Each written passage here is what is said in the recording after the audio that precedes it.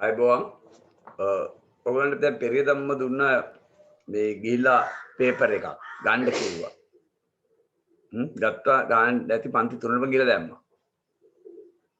හරි චේතිය ගත්තද? රශ්මි ගත්තද? කාවින්ග ගත්තද? සිතුම් ගත්තා සර්. චමෝත් ගත්තද? ඔව් ගත්තද? ශමින්දි ගත්තද? ඔව් සර්. රශ්මි ගත්තද? තයිෆා ගත්තා කිව්වා. ඔව් ඔව් සර්. ගත්තද? තිනුව ගත්තද? තිනුව ගා ඔව් එතකොට තෙරණි ගත්තද? රිෂ්මි ගත්තා. අල්ලපු ගැටෙන්නේ පැනලා ගන්න පුළුවන්. තෙරින් ගත්තද? තෙරින් ගත්තද? තෙරින් not ඔක්කො ගත්තද? කලාද? කලාද කලන්න දුන්නේ මං. මේ රෝණී කරගෙන යෝ කීපාරක් ගිහලා කරාද ඊයේ දුන්නද අදත් මේ මදි වෙලා කියලා අන්තර හන්දිය පන්තිර මං කියලා දුන්නා. ඒ කරාද ඒ අපිට කියන්නේ කාවින්ග කලාද? චමෝදි කලාද? සිතුම් කරාද? රශ්මි කරාද? දුක් කතා නෑනේ. මේ ප්‍රශ්න වලට උත්තර ලිව්වද? තයිෆා කියනවා කලා කියලා. තෙරින් කලාද මේකට? ගත්තත් දන්නේ නැහැ. මිස්මා කියනවා කරා කියලා. තෙරින් මේක කලාද? කාවින්ග කලාද? ඔව්. සමහර ප්‍රශ්න තියෙනවා කරන්න බැරි මේකේ ආ. ආයිරෝ සමහරක් කියනවා කරන්න බැරි ඒවා. සම්පූර්ණයෙන්ම කරේ නෑ. ඔව් කරන්න බෑ සම්පූර්ණ කරන්න බෑ. මට මොනවා කරන ටිකක් තියෙනවා. ඒකයි මම මේක දැම්මේ. හොඳයි අපි බලමු ආ. පළවෙනි ප්‍රශ්නේ ඉස්සෙල්ලා බලමු. මගේ මයික් එක වර්ඩ් කරා කමන්නේ නැහැ තේරෙන්නේ. අහගෙන ඉන්නකෝ රයිට්. මේක දාන්න එහෙම දාන්න. කතා කරන්න ඕනේ නැහැ. හොඳයි. දැන් මං කියවුවා ඔබට දැන් අපි කරේ අර ජීව විද්‍යා ප්‍රශ්න මේ ජීවගේ ලාක්ෂණික ඒකේ ටිකක් කළා. ඒ අතරතුර ඔයගලන්ට දැන් ආව මොනවාද මේ මවුල වල ගණන් කෙටිපස 10ක් තියෙනවා. ඒව හරියද? ඒ කෙටිපස 10 මොන හරි ප්‍රශ්නයක් තියෙනවද? කියන්න කෙටිපස 10ක් දීලා තියෙනවා. ඒකේ මොන හරි ප්‍රශ්න තියෙනවද? ප්‍රශ්න තියෙනවා මට දාන්න. හරි. ඔබ දාන්නේ නම් දැන් ඒක පැහැදිලි කරනවා. උතර බලන්න. right? දැන් පළවෙනි එකේ ඉතින් කතා කරන්න ඕනේ දාන්න ඕනේ මේවා. right? තයිෆා right? පළවෙනි ඔව් කියන්නේ. කෙටි ප්‍රශ්න 10 7 වෙනි එකටයි 8 වෙනි එකටයි උත්තරය අපි දන්නේ නැහැ. 7ට සහ 8ට නේද?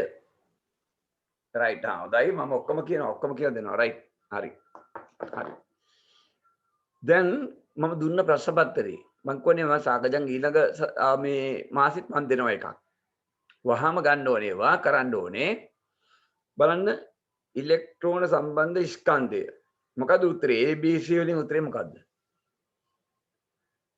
ඉලෙක්ට්‍රෝන සම්බන්ධ ස්කන්ධය ABC වලින් මොකද්ද උත්තරේ වෙන්න ඕනේ Aද B උත්තරය C කියනවා නේද? right. මිෂ්මා කියනවා B කියලා. ඔව් උත්තරේ පුතා අහගන්න. තෙරින් මොකද කියන්නේ? තයිෆා කියනවා C කියලා. තෙරින් මොකද කියන්නේ? උත්තරේ දාන්න. තෙරින් කියනවා B කියලා. ඔව්. පුතා මෙහෙමයි. දැන් සාමාන්‍ය ස්කන්ධය තියෙනවා. ඒ කියන්නේ මෙහෙම දැන් මේ තරාදී තැටි දෙක කියලා හිතන්නකෝ මේ දෙක. මේ පැත්තේ ප්‍රෝටෝනියක් දැම්මොත් මෙහෙම වෙනවා. ඒතර ඉලෙක්ට්‍රෝන මේ පැත්තට දාන්න ඕනේ 1840ක්. ඉලෙක්ට්‍රෝන 1840ක් තමයි ප්‍රෝටෝනයක් කියන්නේ. ප්‍රෝටෝනයක ස්කන්ධය හරි ඉලෙක්ට්‍රෝන 1840ක ප්‍රමාණයක්. ඒ නිසා ඉලෙක්ට්‍රෝනික ස්කන්ධය ගණන් ගන්න නැහැ. ඊටාම සුළු නිසා. එහෙනම් සාමාන්‍ය ඉලෙක්ට්‍රෝනික ස්කන්ධය නැත නෙමෙයි උත්තරය. 1841යි. B තමයි උත්තරේ. ස්කන්ධය තියෙනවා ගණන් ගන්නෑ. ඕනෙම අංශුවකට ස්කන්ධයක් තියෙනවනේ. දැන් ආලෝකය, තාපය, විද්‍යුතය, හරි ධ්වනිය, ඒවට ස්කන්ධ නැහැ. ඒවා පදාර්ථ නෙමෙයිනේ. දැන් අංශුවක් ගත්තොත් ඉලෙක්ට්‍රෝන, ප්‍රෝටෝන, නියුට්‍රෝන කියන්නේ ඒවා අංශු. ඒවට ස්කන්ධයක් තියෙනවා. හැබැයි ගණන් ගන්නේ නැහැ චූටි නිසා. කොච්චර චූටිද? ප්‍රෝටෝනයක් වගේ 1840කින් අඩුයි. එනිසා උත්තරේ B. right. ආරෝපණය. මොකද කියන්නේ? මොකද කියන්නේ? තින්න නේද? ඒක හරිනේ. ඉනාරෝපිතයි. ඉලෙක්ට්‍රෝන උපපරමාණු කංශ පරමාණුයේ තියෙන්නේ කොයිද? ඔව් න්‍යෂ්ටිය තුළද න්‍යෂ්ටියෙන් පිටද ශක්ති මට්ටම් වලද? ඔව් ඉලෙක්ට්‍රෝන පිටන්නේ කොයිද? ශක්ති මට්ටම්. ශක්ති මට්ටම් වල. හරි. උත්තරය ශක්ති මට්ටම් වල අන්තිම එකේ. C. නියුට්‍රෝන ගත්තොත් නියුට්‍රෝන මොකද කියන්නේ ස්කන්ධය? එකයි. එකයි. ස්කන්ධය එකයි නියුට්‍රෝන. හරි. ආරෝපණ? ආරෝපණයක් නැහැ. ආරෝපණයක් නැහැ. හරි. එතකොට කොයිද තියෙන්නේ? න්‍යෂ්ටිය තුළ න්‍යෂ්ටිය තුළ. ඒ තියෙන්නේ. ඔබ මරි න්‍යෂ්ටිය තියෙන්නේ. ඔව් අහනවා මේ චූටියව නෙමෙයි මේ මේවත් මම අහන්නේ. ප්‍රෝටෝන. මොකද කියන්නේ ස්කන්ධය? එකයි. එකයි. ආරෝපණ? ධනාරෝපණ ධනාරෝප. අන්නේම කතා කරන්න. right. කොයිද තියෙන්නේ? න්‍යෂ්ටිය තුළ. න්‍යෂ්ටිය න්‍යෂ්ටිය තුළ තුළ. තුලාන හරි. න්‍යෂ්ටිය තුල තමයි තියෙන්නේ. හොඳයි. ඊළඟට සාපේක්ෂ අණුක ස්කන්ධේ නාඩියම්. කීයද උත්තරේ? N 28යි. 28යි. 14 2ක් 28යි. හරි. මෞලික ස්කන්ධය? ඔව්. ග්‍රෑම් 28යි. ග්‍රෑම් 28යි. හරි. 28යි ග්‍රෑම් මෞලික ස්කන්ධය. හැබැයි ඔක කිලෝග්‍රෑම් වලින් දානවා නම් 28 10න් බෙදලා දාන්න ඕනේ. ග්‍රෑම් 28යි. එතකොට ග්‍රෑම් වලින් ගත්තොත් තමයි මෞලයක් කියන්නේ. ඒතර පරමාණු මෞල 4ක් ගත්තොත්. හොඳට අහගෙන ලියන්න එපාකෝ. හරි පරමාණු මෞල 4ක් ගත්තොත් මේ බලන්න. දැන් මේ ග්‍රෑම් 28ක් නේ N2 වල අණුක ස්කන්ධ මේ තියෙන්නේ. N2 වල අණුක ස්කන්ධ තමයි ඔය තියෙන්නේ. හරි? එතකොට දැන් මේ තියෙන්නේ අණු මෞල 1. N2 අණු මෞල 1 කියන්නේ ග්‍රෑම් 28යි. හරි? හොඳට අහගන්න. N2 අණු මෞලයක් කියන්නේ ග්‍රෑම් 28යි. දැන් අහන්නේ පරමාණු මෞල 4ක් මෙතන. එතකොට මේ අණු මෞල එකක් කියන්නේ හොඳට අහගන්න ලියන්න එපාමකෝ. මෙතන තියෙනවා N2ක්. ඒ කියන්නේ පරමාණු මෞල 2ක්. හරියට තේරුම් ගන්න. N2 කියන්නේ මේ එකක් මේ අණු මෞල. මේ එකක් නේ. හැබැයි ඒක N2 N තියෙනවා දෙකක්. හරි? ඒ කියන්නේ පරමාණු මෝල් දෙකක් තමයි 28. 28යි. දැන් අපි අහන්නේ කිරාගත් ස්කන්ධය. එතකොට පරමාණු මෝල් දෙකක් 28. දැන් පරමාණු මෝල් හතරක් අපිට ඕනේ. එහෙනම් පරමාණු මෝල් හතරක්. දෙකක් 28 නම් හතරක් 28 වගේ දෙගුණයක් නේ. හරිද වැරදිද? කියන්න ඔයගොල්ලෝ. හරිද වැරදිද? පරමාණු වල දෙකක් නම් 28. පරමාණු වල හතරක් ගන්න 28 ක දෙගුණයක් නේද? ඔව්ද නැද්ද? ඔව් සර්. ඔව් සර්. එහෙනම් 28 වැඩි කිරීම හරි දෙගුණයක්. ඒ කියන්නේ මෙහෙම ඔබට මෙහෙමයි ගන්න පුළුවන්. පරමාණු වල එකක් ගත්තොත් 28 බෙදීම 2යි. පරමාණු වල හතරක් ගත්තොත් 28 වැඩි බෙදීම 2 වැඩි කිරීම 4. ඒ කියන්නේ දෙවරක් 4 කපන 2යි 28 ඒවා දෙකක් කියන්නේ 56ක් දෙක. තේරුණාද? ගත්ත විදිය තේරුණාද? N2 කියන්නේ N ඒවා දෙකක් තියෙනවා. අණු මෝල් එකක් 28 හරි. ඒ කියන්නේ පරමාණු මෝලක් තියෙනවා 28ක්. හරි නේද? එතකොට පරමාණු මෝල් එකක තියෙන්නේ මෙච්චරයි. හතරක් ගත්තොත් යගේ දෙගුණයක්. හරියට තේරුම් ගන්න උත්තරය 56ක් ලියා ගන්න. right. ඊළඟට සල්ෆියුරික් අම්ලයේ සාපේක්ෂ අණුක ස්කන්ධය. සල්ෆියුරික් අම්ලය සාපේක්ෂ අණුක ස්කන්ධය බලන්න. සල්ෆියුරික් මේ H2SO4 සාපේක්ෂ අණුස්කන්ධ කියන්නේ හොයන්නේ මේ අණුවේ තියෙන පරමාණු වල සාපේක්ෂ පරමාණු ස්කන්ධයන්ගේ එකතුව. එතකොට එකක් කියන්නේ එකයි උතර දෙතන H එකක් එකයි කියලා දෙකක් දෙකයි. සල්ප එකයි තියෙන්නේ එකක් 22යි. O තියෙනවා 4ක් එකක් 16යි. ඒගේ 4ක් බලන්න. දැන් මේක වැඩි කළා මේ ටිකට එකතු කරන්න උත්තරී රූපෙට එන්නේ 98යි. හරි 98යි හදාගන්න 98යි ඔක්කොම ගල්ලා තියෙනවා මං ඉතින් එන්නේ නැත්තම් ඔබට බරපතල විපාක දෙයි මොකද ඔබ දන්නවා මම කිව්වා මේ ජීවීන්ගේ ලාක්ෂණික කියන ජීව විද්‍යා පාඩමට පස්සේ ඔබට එන්නේ පාඩම් සම්ප්‍රයුක්ත බලය බලගූර්ණය සමතුලිතතාව මේවා අතිශයින් ළමයින්ට අපහසු පාඩම් හරි ඊළඟට එනවා රසායනික බන්ධන රසායන විද්‍යා පාඩම් ඊළඟට ඔබට එනවා ආයෙනවා ඔබට ලොකු ජීව විද්‍යා පාඩම ඒක බොහොමම කෙටි කරලා දානවා ජෛව ලෝකෙ ගැන කෙටි කරලා දානවා බොහොම කෙටි කරලා දානවා ප්‍රශ්න රාශියයි ඊළඟට එන්නේ ප්‍රජනනය සාක ප්‍රජනනය සත්ත්ව ප්‍රජනනය ලොකු පාඩම් ඒවා රයිට් දැන් හරිද මේක එතකොට ඊළඟට මෞලික ස්කන්ධය ඒකක සහිත මෞලික ස්කන්ධය ගත්තොත් ඒතර උත්තරේ කියන්නේ ග්‍රෑම් 98යි. හරි. හරිනේ.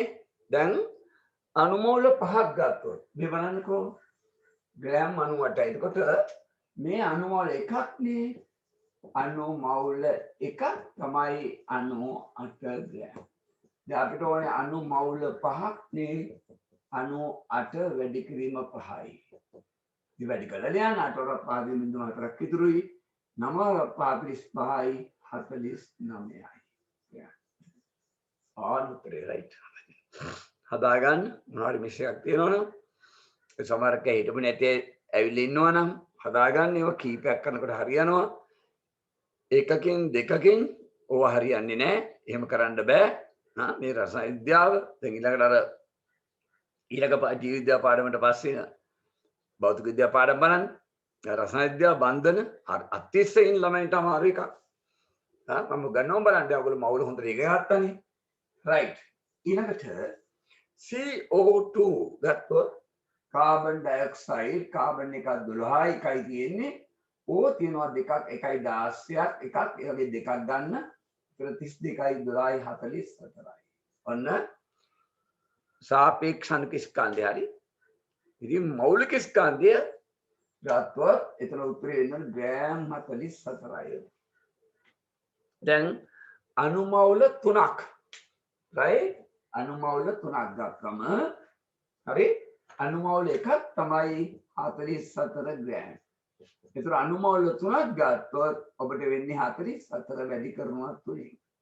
4 3 12 දෙක නම් එකක් ඉතුරුයි 4 3 12 එකයි 13යි 132යි ග්‍රෑම්. right හරිද උත්තර? හරිද උත්තර? මෞලික ස්කන්ධ ලියන්නේ හරි බොහොම හරි. ඔව් විශ්මා හරියට හරියා මට මට අඩුපාඩුවක් වුණා. බොහොම හරි මෞලික ස්කන්ධ ලියන්නේ මවුලයට ග්‍රෑම්. සෝරි දැක්කද? දැන් මම ඒක නොසලකා හැරියා.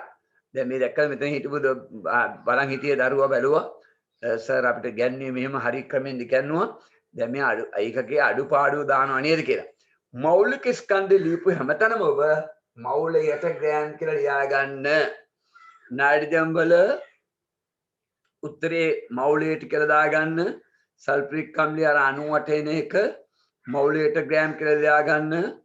හරි මවුලයට ග්‍රෑම් කියලා අනිවාර්යෙන් දාන්න. බොහොම හොඳයි. අන්නේම තමයි ඔබ අවදීන් ඉන්න ඕනේ. දැන් මම නම් ඉතින් මේක බලලා ඉන්නේ නෑනේ. ගත්තට ගල මේ කරනවා. ඔබට පේපර් එක තෝරගත්තා මට මොනා කරා මේකේ පළවෙනි කොටසේ තියෙනවා බොහොම හොඳයි. ඊට පස්සේ අර ආවර්තිතතාව වගේ හොඳ ප්‍රශ්න ටිකක් තියෙනවා. ඒකත් මට මොනා වුණා ඔබට දෙන්න. රයිට්.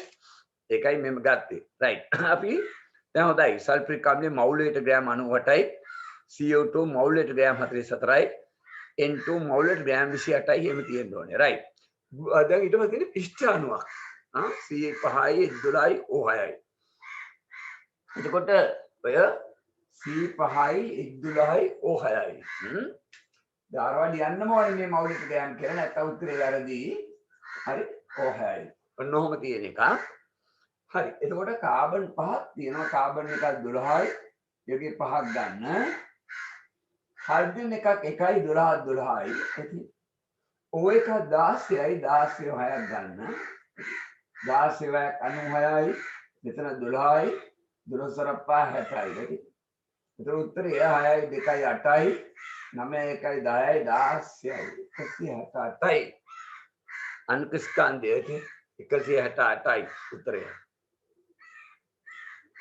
හරිනේ මවුලයට ග්‍රෑම් උත්තරය දෙවෙනි එකේ මවුලයට ග්‍රෑම් ඇති right අණුමෝල් එකක් ගත්තා නම් මේ අණුමෝල් එකක් ගත්තොත් උත්තරය 168ක් ග්‍රෑම් කියලා දාගන්න 168ක් ග්‍රෑම් right දැන් ඒක හරි ඊළඟට මේ මූලධර්ම වලින් එන ප්‍රශ්න බලන්න මේ මූලධර්ම වලින් මේව හරියටම දැනගන්න පහත ප්‍රකාශය නිවැරදි නම් හරි ලකුණද වැරදි නම් කතරද දාන්න නූතන ආවර්තක මූලද්‍රව්‍ය වල පරමාණුක ක්‍රමාංක ආරෝපණය නෙමේ ආරෝහණය හදා ගන්න ආරෝහණය වන පරිදි සකස් කළ වගුවකි හොඳයි මේක හරිද වැරදිද යශෝදා මොකද කියන්නේ උත්තරේ හරිද වැරදිද කියන්න බැයි නම් සටහන යටින් දාන්න දැන් තේරෙන්නේ කොහේ මයික් එකේ පොඩි අප්සෙට් එකක් කියලා යටින් දාන්න නූතන ආවර්තිතා වගුව එයා දානවා උත්තරයක් තේරින උත්තරේ දානවා ඔව් පරමාණුක ක්‍රමාංකය කියන්නේ ප්‍රෝටෝන ගාන්නේ ඔව් ප්‍රෝටෝන ගාන ක්‍රමයෙන් වැඩි වෙන විදිහට හදාගත්ත එකේ ඉඳලා ක්‍රමයෙන් වැඩි වෙන විදිහට තමයි සකස් කරලා තියෙන ආවර්තිතා වගුව උත්තරේ හරි පරමාණු ක්‍රමාංකය ආරෝහණ විදිහට තමයි දාලා තියෙන්නේ හරි ආවර්ත ඔව් කියන්න එතනට එතන තියෙන්නේ ආරෝපණය කියලානේ තියෙන්නේ ආරෝහණය එතන ආරෝපණය කියලානේ තියෙන්නේ පේපර් එකේ වනි හදාගන්න කියලා හයන්න දාන්න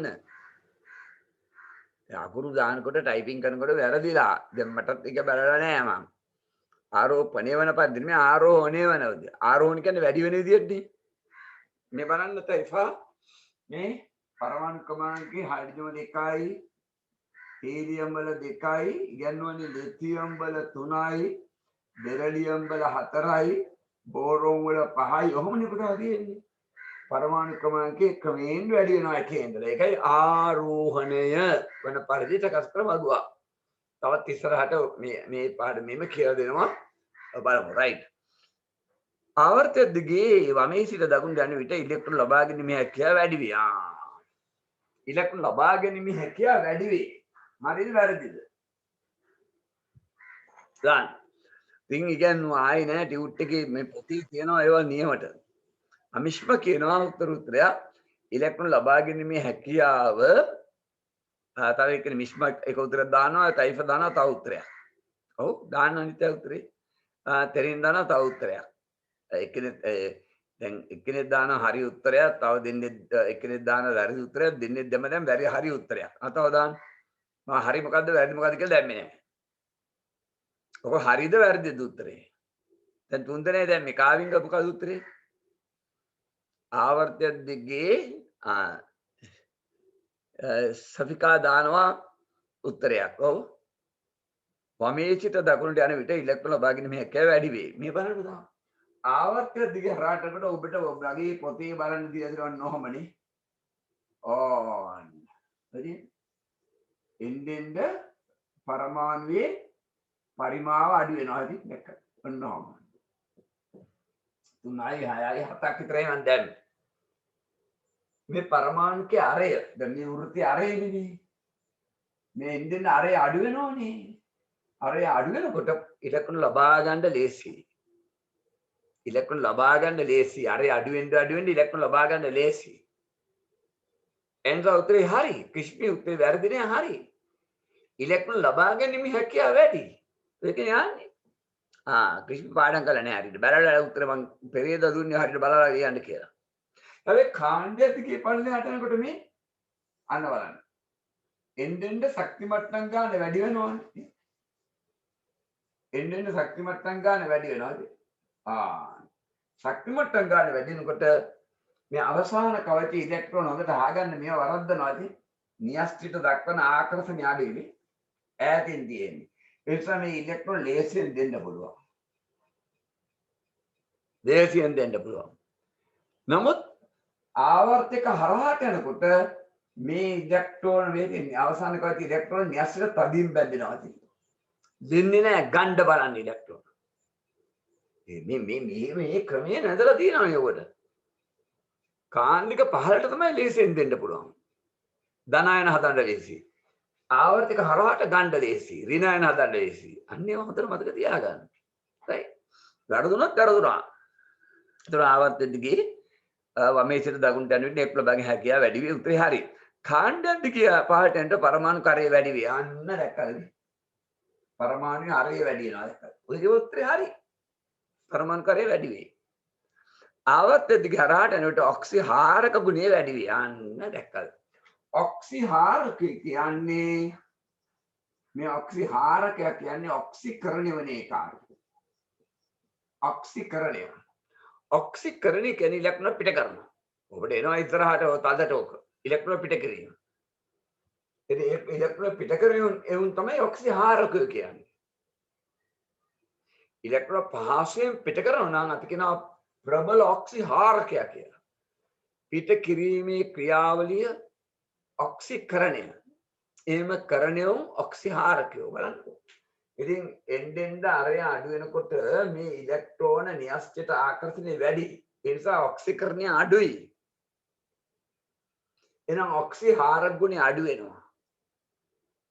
නමුත් කාණ්ඩ දිගේ පහළට යනකොට පරමාණු කරේ වැඩි වෙන නිසා ඉලෙක්ට්‍රෝන ලේසියෙන් දෙනවා. ඔක්සිකරණය වැඩි. එහෙනම් ඔක්සිහාරක ගුණය වැඩි. එහෙනම් ආවර්තය දිගේ හරහාට යනකොට ඔක්සිහාරක ගුණය වැඩි වෙන කියන්නේ වැරදි. right. ඊළඟට ආවර්තය දිගේ දකුණට යන විට ලෝහ ගුණය අඩු වේ. දැන් මේ ප්‍රශ්න ඔක්කොම කරලා තියෙන්නේ. ලෝහ ගුණයක් කියන්නේ ඉලෙක්ට්‍රෝන පිට කළ ධනායන හදන ඒවා. ඒතර ආවර්තක හරහාට යනකොට ඉලෙක්ට්‍රෝන පිට කළ ධනායන හදන්න බෑ. එහෙනම් ලෝහ ගුණය අඩු වෙනවා. කාණ්ඩික පහලට තමයි ඉලෙක්ට්‍රෝන පිට කරන්න පුළුවන්. ලෝහ ගුණය වැඩි වෙන්නේ. එකට පස්සේ කිව්වා තරකානුකූලව ගන්න දිනවා. ඔබ හරියට හිටියානම් අහගෙන හිටියානම් ගෙදෙද්දි බලනවා නම් එහෙනම් ආවර්තක දකුණට යන විට ලෝහ ගුණය අඩු වේ. ඔව් උත්තරේ හරි. ලෝහ ගුණය අඩු වෙනවා. ලෝහ ගුණය වැඩි වෙන්නේ නැහැ. අඩු වෙනවා. ඒක හරි. ඒටක අංක 3 A B C D E F ටික හරිද? ඔයගේ ඕන දෙයක් අහන්න පුළුවන් කාණ්ඩික පල්ලෙහාට ආවර්තක හරහාට මම සියල්ල ගන්න තුනවා පරිස්සමින් පරිහරණය කරන්න ඒවා. සියල්ල ගන්න තුනවා. දෙන්න කියනවා හරි කියලා හරි. සර් B එකට උත්තරය ආවර්තක බගුවේ සිරස්පේලි කාණ්ඩ නම් මම ඒක හරිය නේද? ඔව්. සිරස්පේලි ආවර්ත සිරස්පේලි කාණ්ඩ ඒක හරි. මම B අමතක වෙලා නේද? කාණ්ඩ නම් මේක හරි. කාණ්ඩ right. දැන් හරි. දැන් තේරුණානේ? හරි. එම් ඉස්සර මට කියන්න. පරමාණු වල විවිධත්වය විස්තර කිරීමට විද්‍යාත්මක සම්මුතිය දාගනි. ඒ භාගයට ආව ඒ ප්‍රශ්න මෙම සම්මුති කීප පාඩයක් ඒව ඇසුරින් පාත් ඡේදී ස්තම් පුරවන්. හොඳයි. අයන්නට ලියන්න උමන එක දාන්න.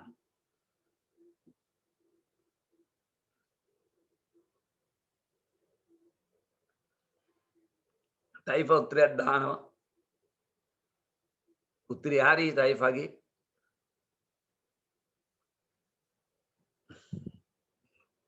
මොකද තයිෆා මොකද දාන්නේ? මිශ්ම උත්තරය හරි. මිශ්ම උත්තරය හරි. කොහොනිත් උත්තර දාන්න. ඒක සාකච්ඡා කරන්න එපා. මොකද ඒ කාවෙන්ද? සිංහලේ මොකක්ද මේ? අදීශ උත්තරය හරි. තයිෆ උත්තරය හරි. කාවින්ග මොකක්ද දාන්න උත්තරේ? දාපු උත්තරේ වැරදි. තයිෆ හරි. කුදාන්න උත්තරේ තියෙන්නේ. අයන්නට දාන්න පුළුවන් උත්තරේ කියන්න. කියලා බලන්න. ඔව්. තෙරින් හරි. ඔව්. යසෝද හරි. ඔව් ඔව්. ස්කන්ධ ක්‍රමාංකයේ උත්තරේ අණු උදාසීන පරමාණුක අඩංගු ප්‍රෝටෝන සංඛ්‍යාව නියුට්‍රෝන සංඛ්‍යාව එකතුවයි දැක්කද? ස්කන්ධ ක්‍රමාංක කියන්නේ ප්‍රෝටෝන නියුට්‍රෝන එකතුවයි. හොඳයි. හයි. ආයන්නට දාන උත්තරේ ගන්න. ආයන්නට. ඔව්. මිස්මා උත්තරේ හරි. ආයන්න උත්තරේ හරි. කොණිතයට කළා දාන්න ඉතින්. දැන් පෙරේදා දුන්නේ. ඔව් ඔව් ඔව් උත්තරේ හරි. ඔව් අඩිශාරි උත්තරය. ඔව් ඔව් උත්තරේ ආයන්නට ඉන්නේ රශ්මිය. ඔව් පරමාණුක ක්‍රමාංකය තමයි. ඔව් ප්‍රෝටෝන ගාන්ටි කියන්නේ පරමාණුක ක්‍රමාංකය. හරි. ඒක තමයි උත්තරය. හරි. එකම පරමාණුක ක්‍රමාංක ඇති නමුත් වෙනස්. ඔව් මොනවද දාන්නේ? වෙනස්. අන්න හරි. වෙනස් ස්කන්ධය සහිත. හරි. අන්න හරි. ස්කන්ධය සහිත පරමාණු එම මුලද්‍රව්‍යයේ මොනවා කියලා හඳුනන්නේ? එකම පරමාණු ක්‍රමාංකයේ ප්‍රෝටෝන ගන්න සමානයි. නමුත් වෙනත් ස්කන්ධ ක්‍රමාංකයක් තියෙනවා අපි හඳුන්වන්නේ සමස්ථානික ලෙස. ඔව් සමස්ථානික ලෙස හඳුන්වේ. හරි. ආයි ඇයන්න බලන්න. ඇයනට එන එක එකම පරමාණු ක්‍රමාංකයේ තියෙන පරමාණු ක්‍රමාංකයේ සමානයි. නමුත් වෙනස් ස්කන්ධ ක්‍රමාංක සහිත පරමාණු ඒවට අපි කියනවා සමස්ථානික කියලා. ඔය මොකක්ද දැම්මේ? ඉලෙක්ට්‍රෝන වින්‍යාසය. ඔව්. දැන් මම ඒක පොඩ්ඩක් පැහැදිලි කරන්නම්. ඊළඟ එකට නෙමෙයි ගියේ ඉක්මනට අහගෙන ඉන්න. මේ හිටපු නැති අය ඉන්නවනේ. එහෙම මෙහෙම නෑ ඉන්නවනේ. ඒක අතරවම් වෙනවනේ. බයි විනාඩියක් කොහොමද? විනාඩියක් කොහොම ඉන්න? විනාඩියක් කොහොම ඉන්න? කොහමද?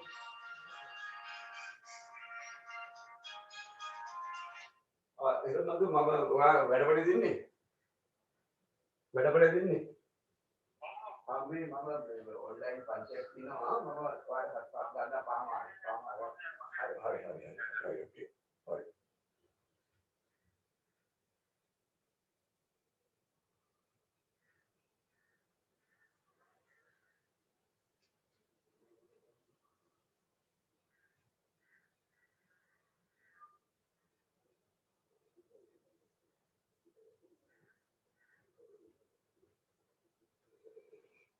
right. දැන් බලන්න පුතා මේ බලන්න.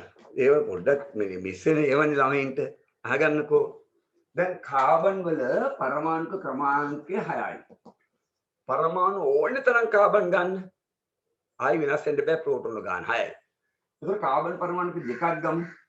ප්‍රෝටෝන 6යි. ප්‍රෝටෝන 6යි දෙකයි 6යි. ඉලෙක්ට්‍රෝන ඒ ගන්න තියෙනවා. හැබැයි කාබන් වල සමහර ඒවා නියුට්‍රෝන තියෙනවා 6ක්. සමහර ඒවා නියුට්‍රෝන 7ක් තියෙනවා. ඒතර ස්කන්ධ ක්‍රමාංකයට අදාපවතින්නේ ප්‍රෝටෝන නියුට්‍රෝන එකතුව. ඒතර ප්‍රෝටෝන නියුට්‍රෝන එකතු 12යි. මේකේ ප්‍රෝටෝන නියුට්‍රෝන 10ක් නෙලෙක්කද. දෙකම මූලද්‍රව්‍ය. පරමාණු ක්‍රමාංක සමානයි. ස්කන්ධ වෙනස් දෙක. අනිවාර්ය කියන්නේ සමස්ථානික කියලා. ඔය හරියට ප්‍රශ්නයනවා. right. ඊළඟට අහනවා දැන් අපි යන්න සම්පූර්ණ කරා. යන්න යන්න යම් මූලද්‍රව්‍ය පරමාණුක ඉලෙක්ට්‍රෝන පිටන රටාව නම් ඉලෙක්ට්‍රෝන පිට රටාව ඉලෙක්ට්‍රෝන වින්‍යාසය. ඔව් ඒක තමයි උත්තරේ. හරි. ඉලෙක්ට්‍රෝන පිට රටාව දැන් අපි ගත්තොත් මේ බලන්න. දැන් මේ පරමාණු ක්‍රමාංක 6යිනේ. ප්‍රෝටෝන කියන්නේ ධනාරෝපණ 6ක් තියෙනවා.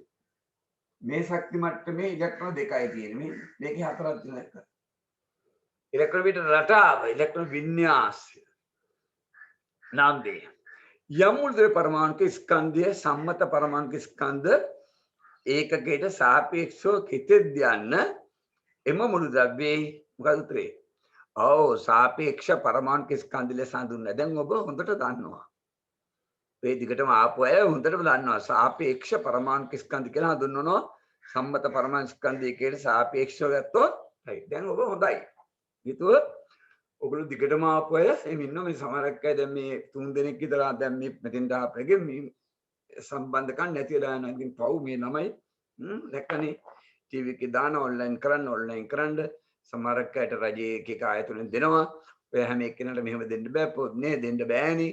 මේ ඒ මිනිස්සුන්ගේ ඒගොල්ලෝගේ ඒවා කරගන්නවා මිසක් මේ දුප්පත් අයගේ ඒවා බලන්නේ නැහැ. අනිවාර්යෙන්. මේ මිනිස්සු පුළුවන් තරම් සපේඳන ඔබට ඒවා බලන්නේ නැහැ. ඒක තමයි මේ රටේ ක්‍රමය. කරන්න දෙයක් නැහැ. හරි. දැන් බලන්න අංක 2 පිටුව. පහත දැක්කෙන මුළුල්ලේ පරමාණු කීපයක තොරතුරුය. ඉහත මුළුල්ලේ පරමාණු අඩංගු උපපරමාණු අංශු සංඛ්‍යාව පහත වගේ ලියන්න. ඔය තියෙන සෝඩියම් වල උඩින් 23යි යටින් 11යි. මේ පැත්ත බලන්න. දැන් එතකොට මේකේ මේ සම්මත ක්‍රමයකට මේක පෙන්නකොට ද කාබන් වල ස්කන්ධ ක්‍රමාංක කියන්නේ උඩින් මේ 12යි. परमाणु क्रमांक है මේක C12 සමස්ථානිකය. මේ කාබන් වල ස්කන්ධ ක්‍රමාංක 13යි. परमाणु ක්‍රමාංක 6යි. යන්න අපි කියනවා C13 සමස්ථානික කියලා. එයිමයි අපි ඒවා පෙන්වන්නේ. එතකොට ඔබ කියනවා මේව දුන්නම කොච්චර දේවල් කියන්න පුළුවන්ද? බලන්න මේකේ මෙහෙම දුන්නම කියන්න පුළුවන් ඒවා. මේව දුන්නම හරි මේව දුන්නම කියන්න පුළුවන් ඒවා බලන්න. මේකෙන් කියන්නේ මෙතන ප්‍රෝටෝන ගාන. ඒ කියන්නේ සමාන ඉලෙක්ට්‍රෝන ගානට. ඒ කියන්නේ පරමාණුක ක්‍රමාංක කියලා. මේකෙන් කියන්නේ ස්කන්ධ ක්‍රමාංක කියලා. ප්‍රෝටෝන නියුට්‍රෝන එකතුව. ඒතර ප්‍රෝටෝන නියුට්‍රෝන එකතුව මේක නම් මේකෙන් මේක අඩු කරොත් නියුට්‍රෝන ගාන හොයන්න පුළුවන්. දැන් මෙතන අද ඒ කේ සත්වල හිටපු නැති ළමයි කෙනෙක් හිටියා. දැන් ඉන්නවද මන් දන්නේ නැද්ද කියලා. ඒතකොට ඒ දැන් අයගෙන් 3-4 දෙනෙක් නැහැ. ඒගොල්ලෝ තේරෙන්නේ නැහැ හැම එක. ඒව තේරෙන්නේ තු ගියාද නැත්නම් මේක ඒකේ උපකරණ කට් වෙලාද? කනෙක්ෂන් නැද්ද? ඒවද දන්නේ නැහැ. ඉතින් මෙහිම කරන්න බෑ මේ විද්‍යාව නම්. හරි? ඔබට මේකට ගන්න බෑ කොහෙත්ම. ඉතින් මට කරන්න දෙයක් නැහැ. ඔබ ඉගෙනගෙන බලන්න රහ විතර බලන්න. 23 11 හරි. එතකොට සෝඩියම් වල ඔහම දාපුවම ප්‍රෝටෝන සංඛ්‍යාව කීයද? කියලා ආන්න හරි. ආන්න හරි. ඔව්. දැන් දන්නවා මේ ප්‍රෝටෝන ගන්න 11යි සෝඩියම් වල. දැක්කද? එතකොට නියුට්‍රෝන ගන්න 23න් 11 අඩු කරන්න. 12යි හරි. ඉලෙක්ට්‍රෝන ගන්න මේ ගානමයි හරි. හරි. එතකොට ඇලුමිනියම් වල හරි අන් ටක් ගාලා කියලා දෙන්න ඒක ඔබ කරලා තියෙන්න ඕනේ. නැත්නම් මට මේ කරන ඔයා කාලා ඔබට බේරවන්නේ කොච්චර දිනවද කියලා මේවා. මගේ අන්තම් කරන්න බෑ. ගත්තොත් ප්‍රෝටෝන ගන්න 13යි දෙකයි. නියුට්‍රෝන ගන්න 27න් 13 අඩු කරන 14යි. හරි ඉලෙක්ට්‍රෝන ගන්න 13යි. දෙක ඔබට කරන්න දුන්නේ පෙරේද? ඔබ කරලා තියෙන්න ඕනේ. ඔබට කිව්වා ඊයේත් මම පණිවිඩයක් දුන්නා කරන්න කියලා අරගන්න කියලා. ඉතින් මට ඒ හිතේ ඉන්න බෑ. එහෙම ඉගෙන ගන්න බෑ. ඉගෙන ගන්න කියන එක සුමට නෑ. හරි? එහෙම සුමට නෑ ඉගෙන ගන්න එක. ඔබ තේරුම් ගන්න. පොටෑසියම් ගත්තොත් ප්‍රෝටෝන ගන්න 19. නියුට්‍රෝන ගන්න 39න් 19 කරමු 20යි. ඉලෙක්ට්‍රෝන ගන්න මේ ගානමයි right. right. අංක 4. ඒක ඔබ ඒක අංක 4 සහ අංක 6 සහ අංක 7 කරන්න එපා. හොඳ ප්‍රශ්න දෙකක්. ඒක ඉදිරියට එනවා. ජීවිද්‍යා පාඩම කරලා පස්සේ ඔබට එනවා රසායනික බන්ධන මගේ නේද ගන්න. ඔබට හොඳට පුළුවන් වෙනවා. right? ඔබ එන 3 වෙනි පිටුවට. නැකද? මේ ඉගෙනගත් මම මේක දැම්මෙම මේ මූලධර්ම ටික ඔබට හොඳට මතක තියාගන්න බලන්න. ආවර්තිත වගුවේ බාහිරම කවචයේ ඇති ඉලෙක්ට්‍රෝන ගාන එම මුළුද්‍රව්‍ය අයත්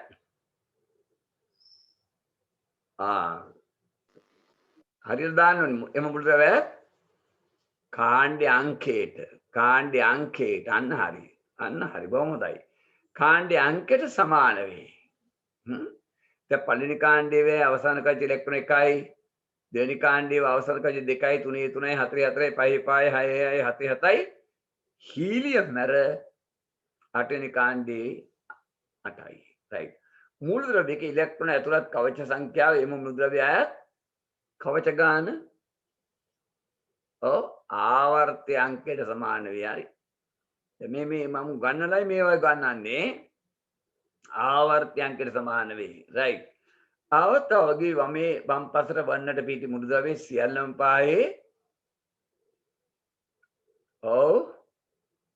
සියල්ලම් පහේ ඝන අවස්ථාවේ පවතින අතර බොහොම හරි. අතර බදුවේ දකුණු පසේ ඉහළින් පිහිටි මූලද්‍රව්‍ය